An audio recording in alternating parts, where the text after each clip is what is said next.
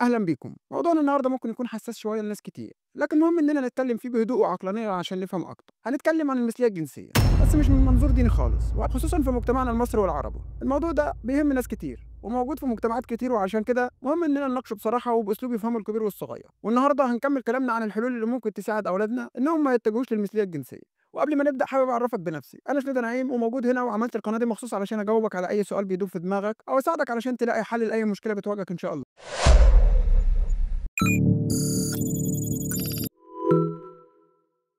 خلينا نعرف الأول إيه هي المثلية الجنسية وليه بنتكلم عنها. المثلية الجنسية ببساطة معناها إن الشخص بينجذب عاطفيًا وجنسيًا لشخص من نفس جنسه، يعني الراجل بينجذب للراجل والست تنجذب للست. الموضوع ده مش جديد، موجود من زمان في التاريخ البشري وفي ثقافات مختلفة، لكن ليه دايمًا إحنا بنلاقي صعوبة في تقبله أو حتى مجرد الكلام عنه في مجتمعاتنا؟ ده بيرجع لعوامل كتير، منها العادات والتقاليد والمفاهيم الاجتماعية اللي اتربينا عليها. كتير مننا اتربى على فكرة إن العلاقة الطبيعية والوحيدة هي بين راجل وست، وأي حاجة تانية بتكون غريبة أو غير مقبولة. لكن لما بنتكلم عن الموضوع ده إحنا مش بنحاول نفرض رأي معين، على قد ما بنحاول نفهم الظاهرة دي من زاوية إنسانية واجتماعية، ونشوف إيه اللي ممكن يوصل الشخص للميول ده. لو جينا نتكلم عن دوافع المثلية الجنسية هنلاقي إن في نظريات كتير بتحاول تفسرها. في نظريات كتير بتقول إنها ليها أساس بيولوجي، يعني ممكن تكون ليها علاقة بالجينات أو بالهرمونات وتطور المخ قبل الولادة، ودي مجرد نظريات محتاجة لأبحاث أكتر عشان نأكدها، لكنها بتشير إلى إن الموضوع مش بيكون اختيار كامل من الشخص نفسه، يعني مش بيصحى الصبح يقول أنا هبقى مثلي.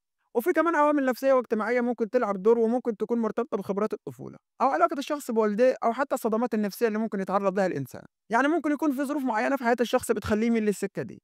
يعني مثلا لو في شخص عاش في بيئة قاسية أو اتعرض لتجارب معينة فده ممكن يأثر على تكوين النفسي والعاطفي. ومهم كمان نبص على دور المجتمع والثقافة. في بعض الثقافات والمجتمعات بيكون في ضغوط معينة أو فهم مختلف للعلاقات الإنسانية، بس اللي لازم نفهمه إن الأسباب دي غالبا بتكون معقدة ومتشابكة، وممكن تكون مزيج من كل ده، ومفيش سبب واحد نقدر نقول عليه هو ده السبب الأساسي. كل شخص ليه قصته وليه ظروفه الخاصة بيه.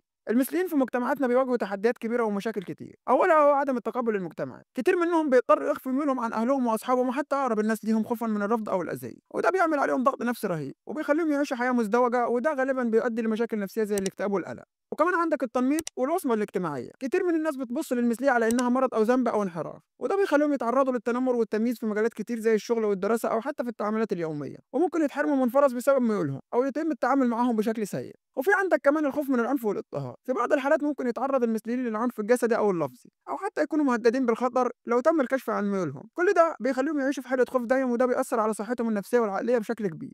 طب ازاي احنا بقى نحمي اولادنا ونبني شخصياتهم؟ كتير من الاهل بيخافوا على اولادهم من اي حاجه ممكن تبعدهم عن الطريق اللي المجتمع شايفه صح. لو بنتكلم عن المثليه الجنسيه ففي خطوات نقدر نعملها علشان نساعد اولادنا يكونوا اسويه نفسيا وعاطفيا ويبنوا علاقات صحيه وطبيعيه. اول حاجه هي التربيه الاسريه السليمه والعلاقات القويه. الاب والام لازم يكونوا قريبين من اولادهم ويسمعوهم ويفهموا مشاكلهم.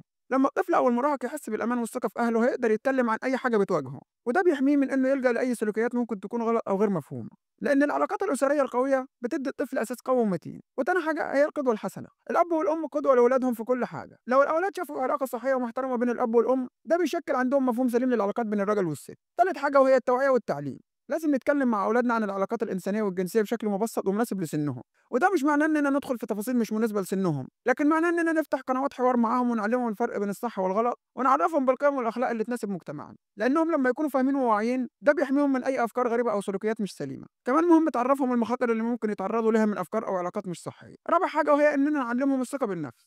الطفل اللي عنده ثقة في نفسه وعارف يتعامل مع الناس بشكل سليم بيكون أقل عرضة إنه يتأثر بضغوط اللي حواليه أو يلجأ لسلوكيات شاذة. وكمان لازم نشجع أولادنا إنهم يمارسوا أنشطة اجتماعية ورياضية ويختلطوا ببيئات صحية، وده بيساعدهم يبني شخصيتهم بشكل متوازن. وآخر حاجة المراقبة والدعم المستمر، الأهل لازم يكونوا واعيين لأي تغيرات ممكن تحصل في شخصية أولادهم أو سلوكهم، ولو حسوا إن في حاجة مش مظبوطة لازم يتدخلوا بالدعم والمساعدة، وممكن كمان يستشيروا متخصصين لو حسوا إن الموضوع أكبر منهم. لحد هنا تمام. طب إزاي نتعامل مع موضوع المثلية ده عموما بإنسانية؟ إحنا كمجتمع مهم إننا نفهم إن التعامل مع أي ظاهرة إنسانية لازم يكون في قدر كبير من الإنسانية والرحمة، سواء اتفقنا أو اختلفنا مع المثلية الجنسية. لازم نفتكر إن في النهاية إحنا بنتكلم على بشر ليهم مشاعر وأحاسيس وبيعانوا من مشاكل وتحديات. مهم إننا نبعد عن الأحكام المسبقة والتنميط، كل شخص ليه قصته ومحدش يقدر فينا يحكم على حد من غير ما يفهم ظروفه. بدل ما نوجه اللوم أو النقد ممكن نحاول نفهم إيه اللي بيخليهم يمروا باللي بيمروا بيه. وكمان لازم نبني مجتمع فيه تسامح وتفاهم أكبر، والتسامح هنا مش معناه إنك توافق على كل حاجة، لكن معناه إنك تتقبل وجود الآخر باختلافه وتحترمه كإنسان حتى لو كانت آراءه أو ميوله بتختلف عنك. في النهاية هدفنا هو إننا نبني مجتمع أفضل لكل اللي عايشين فيه، مجتمع قائم على الاحترام المتبادل والتفاهم وبعيد عن التمييز أو الأذية. في النهاية حابب أفكرك إنك تشترك في القناة وتفعل الجرس لو الفيديو عجبك، واستنى فيديوهات جاية كتير. سلام.